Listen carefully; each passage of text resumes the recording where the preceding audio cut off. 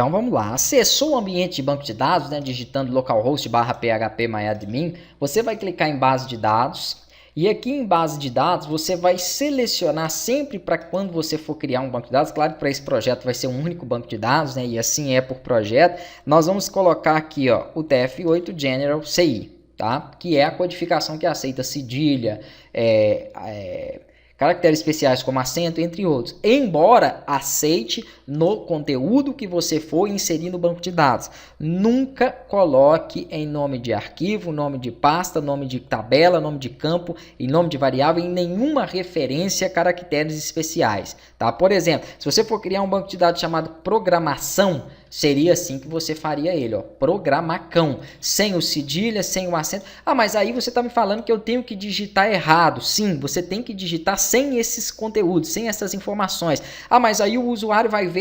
o texto digitado errado e eu vou perder credibilidade. Não, essas informações não chegam para o usuário final, tá? Então, são somente nomenclaturas que você cria para dar referências no projeto. Então, ele nunca vai ver o nome do banco de dados, nem deve, né? E nem nenhum outro nome de variável, nem de recurso. Claro que tudo aquilo que for mostrado em tela, aí sim você vai poder digitar da forma que você quiser. Mas depois nós chegaremos lá. Como que vai chamar esse banco de dados? Vou chamar ele de vendas, tá? Então, vou chamar esse banco de vendas ou de SaaS, ó, conforme você prefira aí.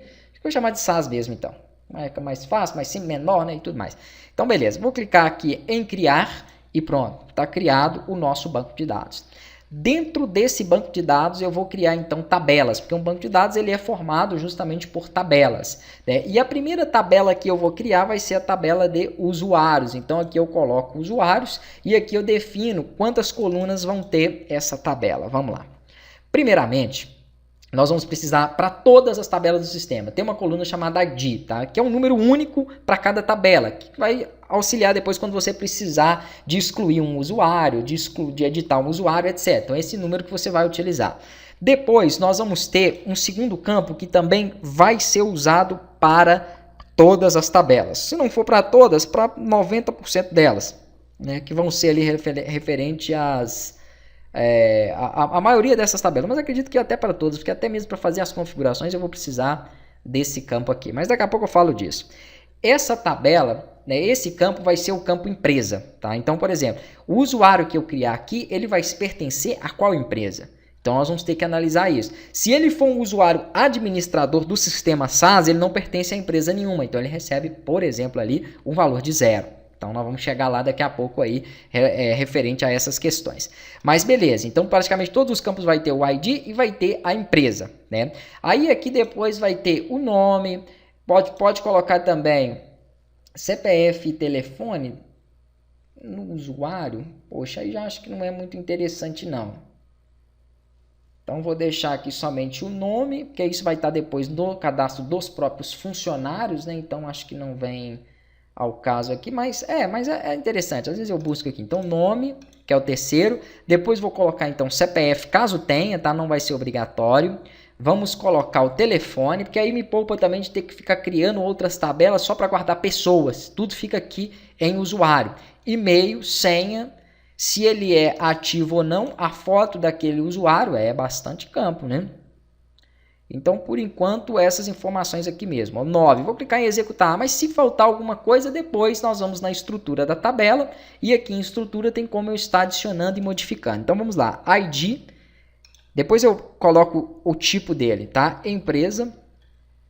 Aí vem os dados mais relacionados a cadastro mesmo, que eu falei que é nome, telefone, CPF, e-mail. Eu esqueci um importantíssimo que é senha. Esqueci um outro que é senha criptografada. Aí depois vem o campo ativo. Ativo. E vamos colocar aqui, ó, mais um outro campo. Executa. Aliás, depois aqui eu posso colocar assim, ó, endereço. Aí vem o ativo. E depois mais um que é a foto. Então assim tá bom. Tá? Percebam que eu coloquei campos aqui, ó, que são relacionados ao cadastro de pessoa, porque assim eu não tenho que ficar colocando se ele é um funcionário, se ele é aliás, eu não tenho que ficar cadastrando um funcionário, um vendedor e assim por diante. Ah, mas como que eu vou organizar isso? Com mais um campo aqui, ó, que é o nível. E aqui, através do nível, eu posso inserir, então, se ele é um administrador do sistema, se ele é um administrador SaaS, se ele é um vendedor, se ele é um usuário da limpeza e assim por diante. Então, desta forma, eu vou clicar aqui, ó, eu vou clicar em lugar nenhum, né? Primeiramente, nós vamos ter que configurar os tipos. Então, eu falo dos tipos e aí sim nós vamos criar essa tabela na próxima aula.